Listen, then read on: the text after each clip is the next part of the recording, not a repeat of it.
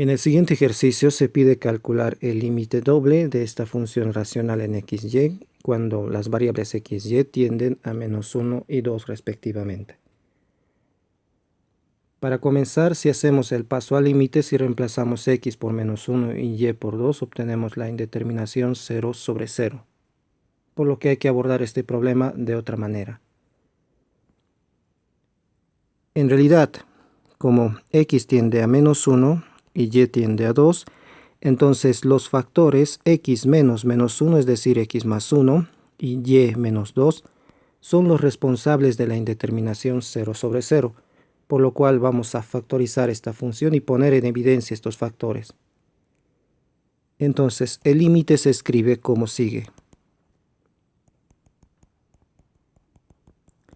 En el numerador podemos entre los dos primeros términos sacar factor común y. Eso me daría y por x más 1. En el tercer y cuarto término podemos sacar factor común menos 2. Tendríamos menos 2 por x más 1. Podemos factorizar una vez más utilizando el factor común agrupación, x más 1. Y bueno, quedaría y menos 2. Tendríamos x más 1 por y menos 2. En el denominador podemos completar cuadrados en x y también en y. Si completamos cuadrados en x, primero factorizamos 2, coeficiente de x cuadrado, tendríamos x cuadrado más 2x para que esto sea un cuadrado perfecto. Dividimos por 2 el coeficiente de x, 2 entre 2, 1, y eso al cuadrado vamos a sumar y restar. Para los términos en y, como el coeficiente de y cuadrado ya es 1, entonces no hace falta factorizar nada. Y para que esto sea un cuadrado perfecto en y, el coeficiente de y4 lo dividimos entre 2, eso da 2, y 2 al cuadrado es lo que vamos a sumar y restar para completar ese cuadrado. Copiamos el resto más 6.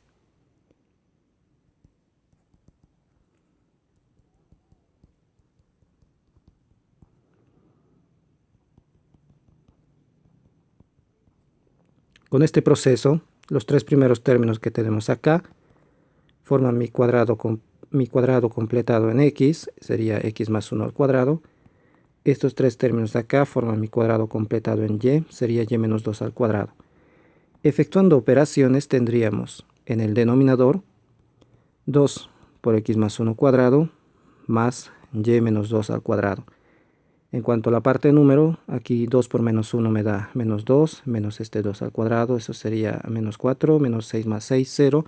Y al final, mi función de límite se escribe de esta manera, donde se ve claramente los factores x más 1 y y menos 2. Esto sugiere inmediatamente el cambio de variable.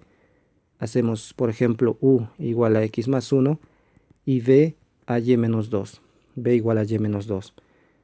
Ahora, cuando x tiende a menos 1, la nueva variable u tiende a 0. Cuando y tiende a 2, la variable v también tiende a 0. De modo que este límite doble en términos de las nuevas variables u y v se escribe como límite cuando u y v tienden a 0 de u por v sobre 2u cuadrado más v cuadrado. El problema entonces se reduce a calcular la existencia de este límite, ver hacia dónde tiende esta función cuando las variables u y v tienden a 0, 0. En primer lugar podemos hacer un análisis con los límites reiterados, ver si estos límites reiterados son diferentes, en cuyo caso la conclusión sería el límite no existe. Pero si son iguales todavía hay que hacer otro análisis. Bueno, rápidamente los límites reiterados arrojan los siguientes resultados. Calculamos el primer límite reiterado, límite cuando u tiende a 0 de u por v sobre 2u cuadrado más v cuadrado, seguido del límite cuando v tiende a 0. De este límite no es difícil de ver que esto va a ser igual a 0. De la misma manera, el segundo límite reiterado, límite cuando v tiende a 0 de u por v sobre 2u cuadrado más v cuadrado, seguido del límite cuando u tiende a 0, de este límite también me da 0. Los límites reiterados son iguales, son iguales e iguales a 0, pero esto no quiere decir que el límite doble exista. Entonces vamos a buscar calcular este límite, si es que existe, utilizando la astucia siguiente. En las nuevas variables u y b. El valor al que tienden estas variables, 0, 0, se puede a partir de un punto v de este plano acercarse a este valor 0, 0 a lo largo de rectas que pasan por el origen, rectas de pendiente m arbitraria. Entonces podría relacionar estas dos variables u y b del modo siguiente: b igual a m por x, donde, perdón, b igual a m por u, ver a b como función lineal de u, y sustituir esto en la función de límite en v. Está claro que si u tiende a 0, entonces b también tiende a 0. Entonces pasamos a estudiar ahora el límite en una variable, límite cuando u tiende a 0 de. Reemplazamos b por m por u, tendríamos en el numerador u por, bueno, m por u, sobre 2u cuadrado más b cuadrado, m por u al cuadrado, haciendo operaciones, límite cuando u tiende a 0 de u cuadrado m sobre 2u cuadrado más m cuadrado sobre u cuadrado.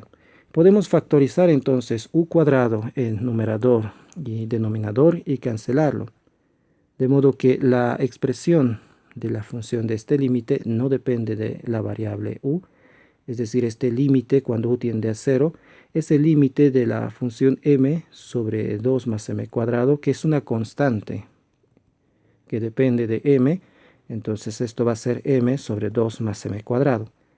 Esto nos dice que dependiendo de la pendiente, entonces de la dirección en la cual v se acerque a lo largo de esta recta que pasa por el origen del punto 0, 0, el valor del límite va a ser diferente.